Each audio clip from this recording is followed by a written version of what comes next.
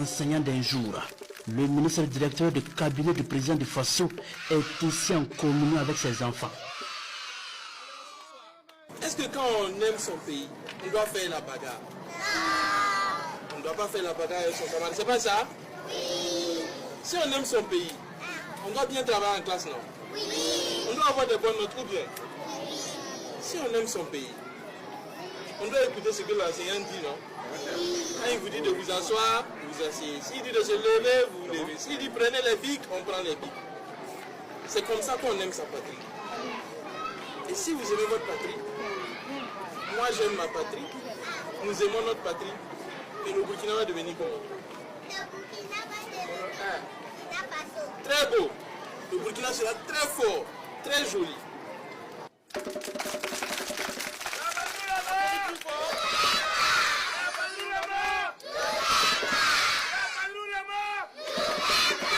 Des enfants au nombre de 140 qui ont quitté Goursi dans la province du Zondoma pour découvrir davantage le père de la révolution d'août 83, ses œuvres et sa vision pour un Burkina Faso souverain. J'ai quitté Goursi. Elle est venue voir la statue de Thomas Sankara. C'est lui qui réfléchit pour que le Burkina devienne un Burkina. J'ai vu la statue de Thomas Sankara et on est venu et puis on a vu beaucoup de choses qui parlent de lui. Oui, je veux faire comme lui. Je veux me battre pour mon pays. Photo de famille, visite guidée dans une ambiance d'engagement patriotique, une mobilisation des enfants et du personnel, du centre d'éveil et d'éducation publique du secteur 3 de la ville de Goursi pour un renforcement de connaissances sur la révolution progressiste populaire RPP. Nous voulons effectivement profiter de cette activité-là pour inculquer aux tout petits, les enfants de 4 à 5 ans, du centre d'éveil et d'éducation préscolaire du public de Goursi, les idéaux de la révolution populaire et progressiste, à travers effectivement des activités, voilà, donc lesquelles activités permettront aux enfants d'acquérir certaines notions, les notions de patriotisme, les notions d'intégrité, les notions de solidarité et de civisme. Toutes choses qui permettra à terme d'avoir des citoyens responsables, des citoyens respectés du bien public, des citoyens engagés pour le développement du Burkina Faso. Moi je suis très fier, très content que ces enfants viennent s'accueillir de tout ce que cette population comme le dictat l'a dit, ils vont pouvoir ressortir des enfants consciencieux, des enfants citoyens, des enfants patriotes. Sous un soleil ardent, ces enfants et leurs encadreurs restent attachés aux idéaux de la révolution du 83. Mieux, ils sont visiblement pressés pour aller raconter à leur famille ce qu'ils ont appris du président Thomas Sankara et son mémorial à Dakar. Famille, le ministre des Affaires étrangères du Burkina Faso dit, quand son excellence le capitaine Ibrahim Traoré a pris le pouvoir, la France a décidé de suspendre l'aide au développement public en pensant que le Burkina Faso allait tomber. Et comme ils ont vu que le Burkina Faso tient bon, le Burkina Faso ne tombe pas, ils sont revenus encore pour dire, ah, nous, on va vous donner encore l'aide au développement public. Le Burkina Faso a dit non. Donnez ça aux pays voisins qui sont habitués à prendre crédit.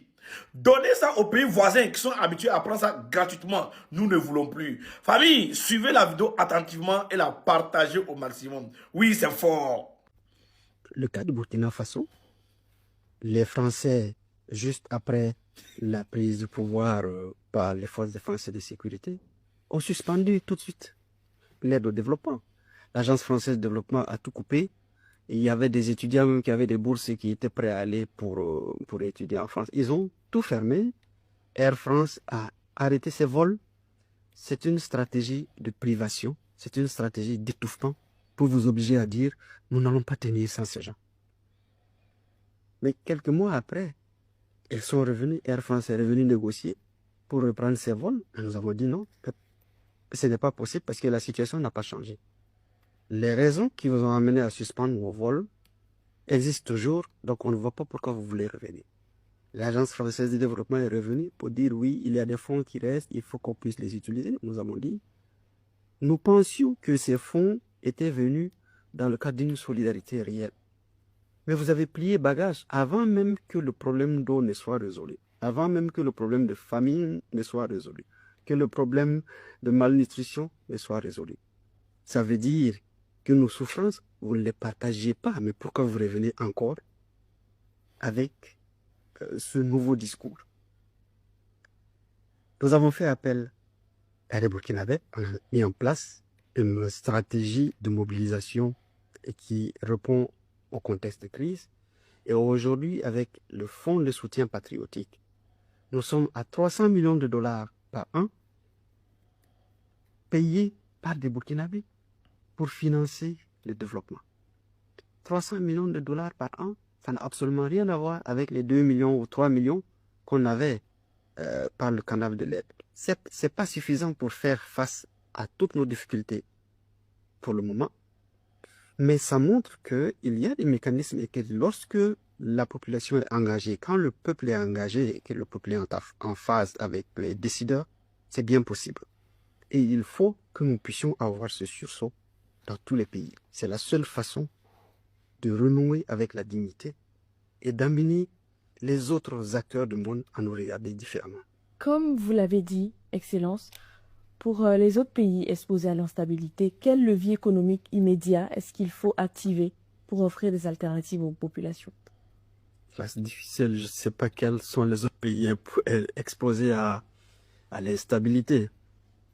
Ce que je peux dire, c'est que l'Afrique est à la croisée des chemins et en tant qu'Africains, nous devons faire des choix courageux, en n'oubliant pas le fait que les autres nous regardent comme le continent d'avenir. Il faut que les Africains comprennent. Lorsqu'on dit que l'Afrique est le continent d'avenir, c'est sans les Africains. Il faut faire en sorte que ce rendez-vous se fasse avec les Africains. Et ça dépend de nous. Ce n'est pas les Occidentaux qui viendront faire notre bonheur à notre place. Et nous devons prendre conscience de cela. Et la jeunesse doit porter cela dans sa lutte parce que vous êtes au devant de la scène. Vous êtes les acteurs du présent et du futur. Donc l'Africain doit être au cœur. Et pour cela, il faut que l'Africain ait une nouvelle perception de lui-même. Une perception valorisante, une perception décomplexée, une perception authentique. Ça, c'est fondamental.